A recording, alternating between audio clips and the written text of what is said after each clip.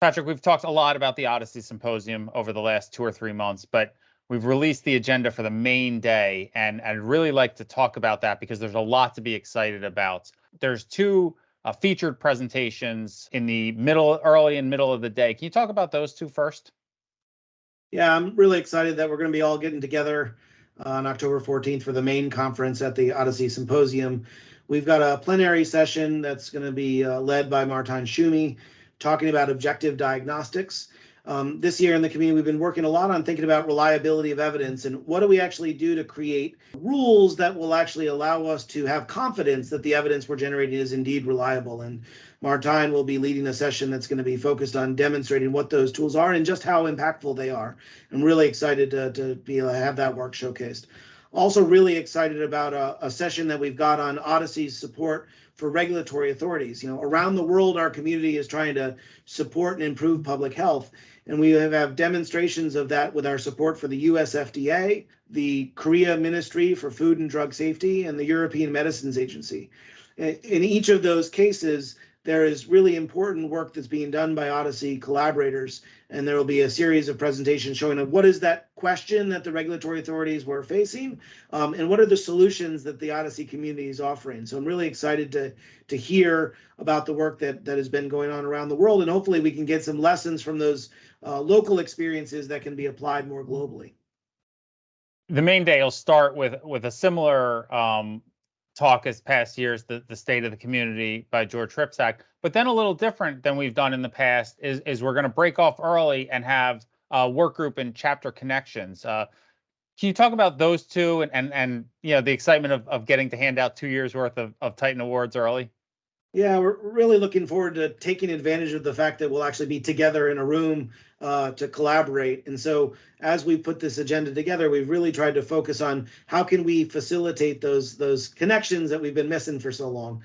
So George Ripsack will lead our State of the Community, but actually that's going to be an opportunity to really engage with looking back on the work that's been done and celebrating the things we haven't been able to celebrate in person, including the last 2 years of Titan Awards. But we're going to actually have our work groups and chapters be able to split out. So we'll be actually using the space to create a networking opportunity explicitly in the agenda so that folks can find the areas of shared interest and have those connections and conversations that we've been missing for so long.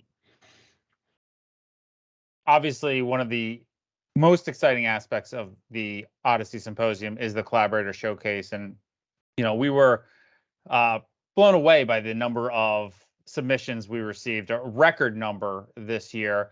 We're expecting over 100 posters, close to 20 software demos, and a terrific set of lightning talks, all part of what should be a great afternoon. What are you looking forward to most from the Collaborator Showcase? I think the best part about our Collaborator Showcase is having this opportunity for community members to share the work that they're doing, whether it be in progress or completed or seeking opportunities for new collaborations.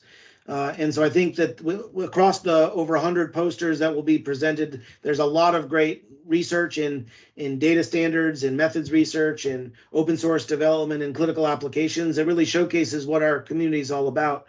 The lightning talks that have been selected by our review committee really showcase some really extraordinary work across the range of activities in the Odyssey community. And I actually think that the 17 software demonstrations that'll be provided really provide a nice glimpse into new open source tools that the community can benefit from. And this will be a great opportunity for people to get exposure to those tools, learn how they can apply them in their own research, and hopefully foster those new collaborations for research to come. There's still time to register for the event. As you mentioned, October 14th is the main conference. As we've discussed in the past, there's going to be a full day tutorial on October 15th and then work group activities on the 15th and 16th. All of this is available on the Odyssey website.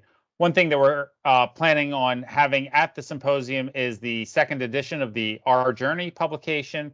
And part of that is the data network database that we've put together. We put together last year, and we're updating it right now. And we're actually trying to seek a little more community involvement in putting this together. Can you talk about that and why doing this survey is really important?